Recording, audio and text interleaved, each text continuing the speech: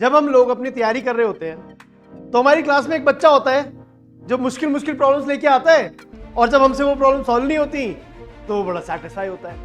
ऐसे एक बच्चा था मेरी क्लास में भी, वो भी एक दिन मेरे पास एक प्रॉब्लम लेके आया, और उस प्रॉब्लम से जो मैंने सीखा मैं कभी एक्सपेक्ट नहीं कर सकता था कि वो मैं उस बच्चे से सीखूंगा।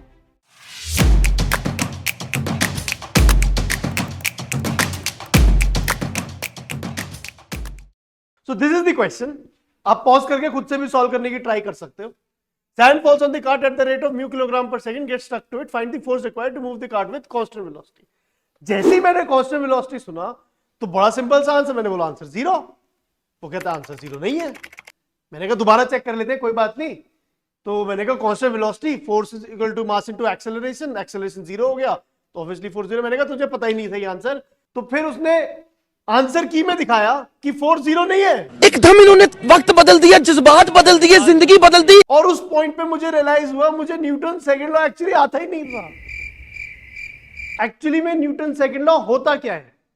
Force is equal to rate of change of momentum. Momentum सबको पता है मास इनटू वेलोसिटी होता है। तो again dp by dt which is mass into velocity का डेरिवेटिव। थोड़ा बहुत कैलकुलस आता है तो आपको क्या करना पड़ता है, अगर दो टर्म्स होते हैं तो पहले एक को कांस्टेंट मानते हैं, दूसरे को डिफरेंशिएट कर लेते हैं, फिर दूसरे को कांस्टेंट मानते हैं, पहले को डिफरेंशिएट कर लेते हैं।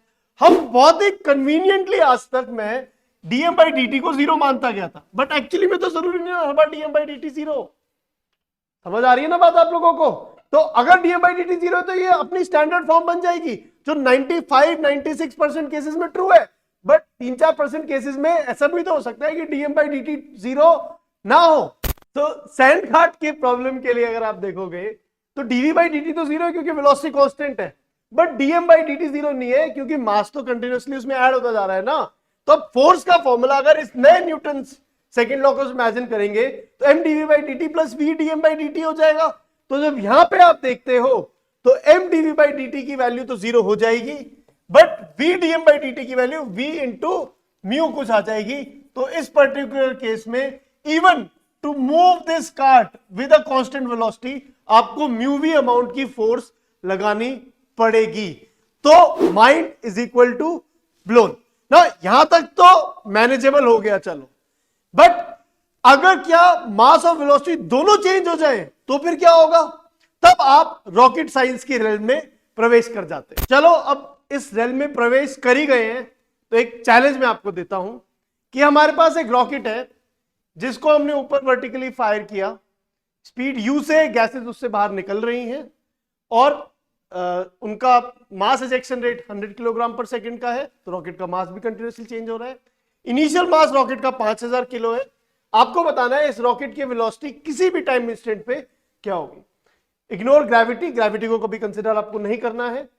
जो वेलोसिटी है उसका एक्सप्रेशन कुछ ऐसा आएगा, कमेंट्स में मुझे करके बताओ कि इस x की वैल्यू क्या होगी, और मैं देखता हूं कि आप इस चैलेंज को सॉल्व कर पाते हो या नहीं कर पाते हो। जो मैंने रिवाइज न्यूटन सेकंड लॉ की इक्वेशन लिखी है वही इक्वेशन कहीं ना कहीं इस्तेमाल होगी, बस लॉजिकली उसे सोच के आपको करना है। तो अब देखते हैं कि कितने लोग इस चैलेंज को सॉल्व कर पाते हैं।